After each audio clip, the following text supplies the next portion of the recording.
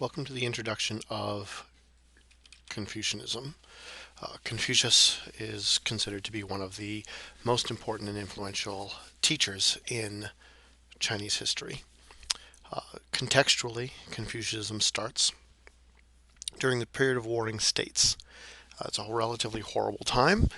The various writings talk about killing of up to 40, 50, 80,000 people in towns. They talk about taking people and boiling them alive and then making their relatives drink their soup. Um, it's a miserable, miserable time. And the question that everyone is asking is, what happened? Where did we go? Because during the Shang Dynasty, everything worked well, and now it's gone. So where did the state go? Where did rules go? How do we get back to order? And it's this question that Confucius is born into, and it's this question that Confucius is trying to answer: is how do we establish order? China at the time, during the period of warring states, was broken up into a bunch of small little states, uh, each one running its own little kingdom. Confucius was born into the state of Lu, right here, and he um,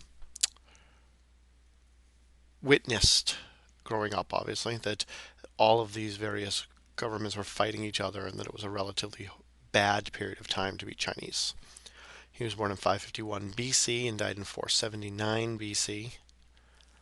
And his main concern is, how do we restore social order? How do we get people to behave? And the answer to that question can be answered in a couple of different ways. One of the answers, which came from one of Confucius's rivals, a guy by the name of Heng Fengzi, was legalism, and the answer was that you need to punish them, to create a harsh system of laws, and that if you do that, people will then behave. Singapore still operates under a certain legalist philosophy, and legalism has its moments. Legalism doesn't work very well in the long run. It works very well in the short run to establish order. But Confucius was concerned about how do we establish order in the long run. He had two main ideas that were very important to his philosophy: the idea of Li and the idea of Ren. Li means rituals, norms, institutions, or mores. This is the idea that we will behave if we know how we are expected to behave. That if you know how to act like a student, you will act like a student. If you know what's expected of you as a police officer, you will act like a police officer. That most of our lives we behave in certain ways because we're surrounded by peer pressure to behave in that way. And so that when we go to church, we act differently than when we are at school, or when we're hanging out with our friends, or when we're at a funeral. That there's no law that tells you how to behave at a funeral, but there are rituals, there are norms, there are excuse me, there are things that people need to behave in a certain way at a certain time. And if I let you know what that is, then you will do it.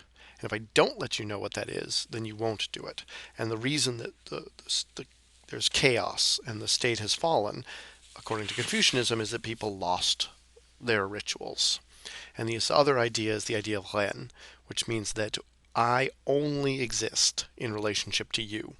That I, as a human being, can only recognize my humaneness if I am in relationship to someone else.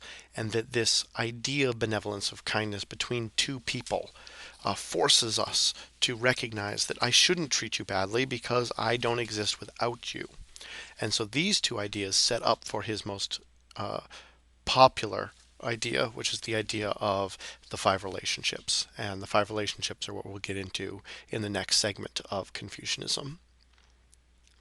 If you get a chance, please go to the wiki space and answer the question about Li and Ren.